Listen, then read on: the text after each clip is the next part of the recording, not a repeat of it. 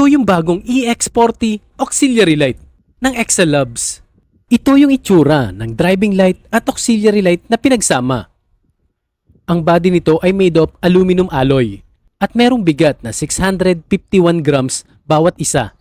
At ang bracket naman po nito ay made of steel at merong 2 bolt ito dito sa kanyang gilid.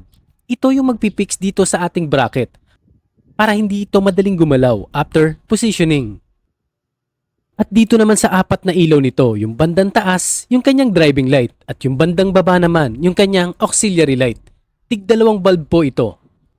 At itong 4 na design naman na ito yung nagsisilbi niyang DRL. May bulb po ito sa loob. Pag nag-turn on na po tayo ng ating motor ay sasabay itong DRL.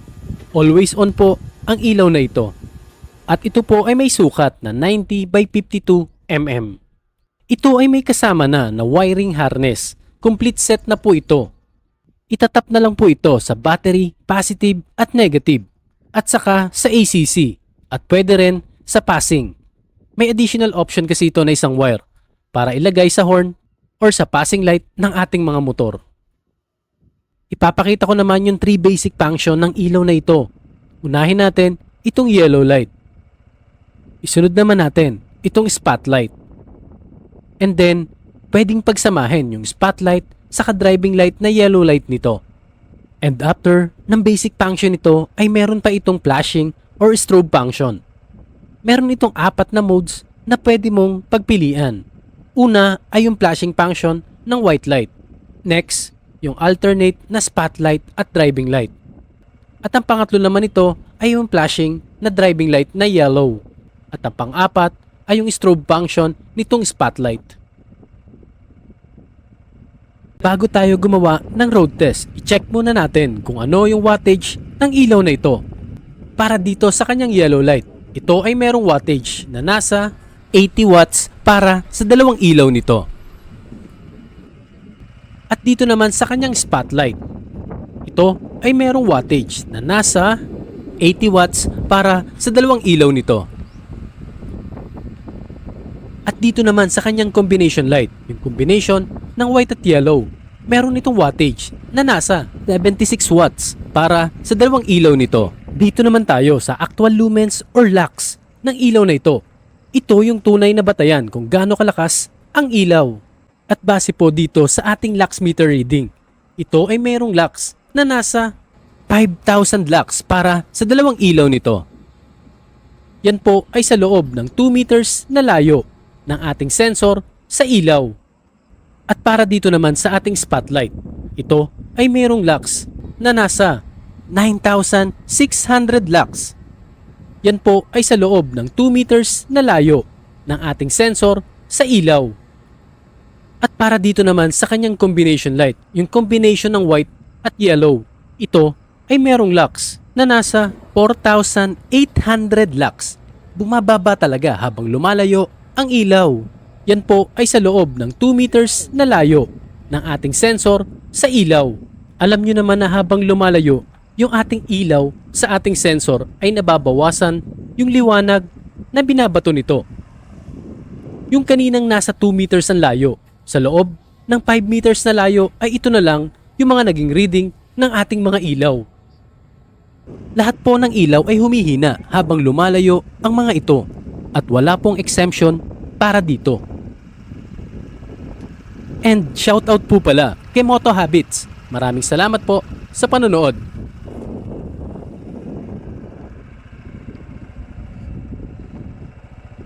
Ito naman yung sample ng ating road test para dito sa ating EX40, yung bagong ilaw na galing kay Excel Lab.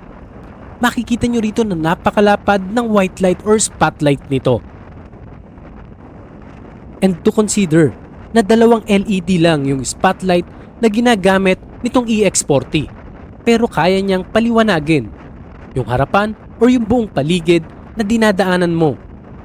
Ganyan kalakas yung power na nilalabas ng EX40. Kahit itong yellow light niya ay napakalapad at napakalaki ng nasasakop. Depende na lang sa iyo kung ibubuka mo pa or ibebend mo pa palabas yung ilaw. Dahil pag ibinuka mo pa, yung ilaw nito ay mas lalapad, yung masasakop na area nitong yellow light. Kahit malalapad na kalye or kahit 4 lanes pa ay kayang liwanagan ng ilaw na ito. Kitang-kita naman dito sa video. At lalo na pag ginamit mo itong spotlight ay halos kitang-kita na talaga yung buong paligid.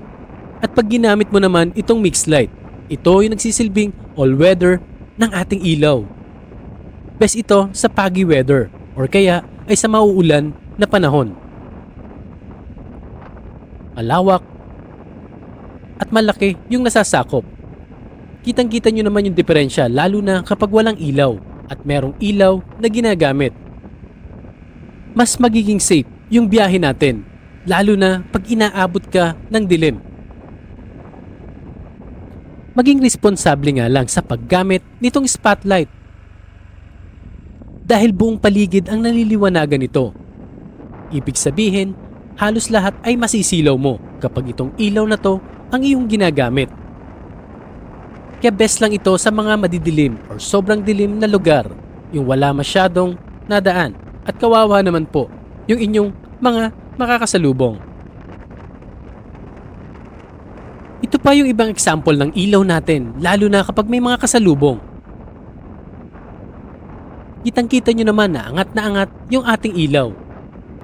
Tignan yung maigi yung nasasakop ng ating spotlight pag inopen dito sa mga maliliit na lugar. Kitang-kita na naliliwanagan yung buong paligid. Pati yung mga natawid ay kitang-kita din. Mas makakaiwas ka sa disgrasya. Dahil mula baba hanggang taas ay kaya nitong liwanagan. Tignan nyo yung diferensya ng ating ilaw sa madidilim na lugar. Ito yung ating spotlight.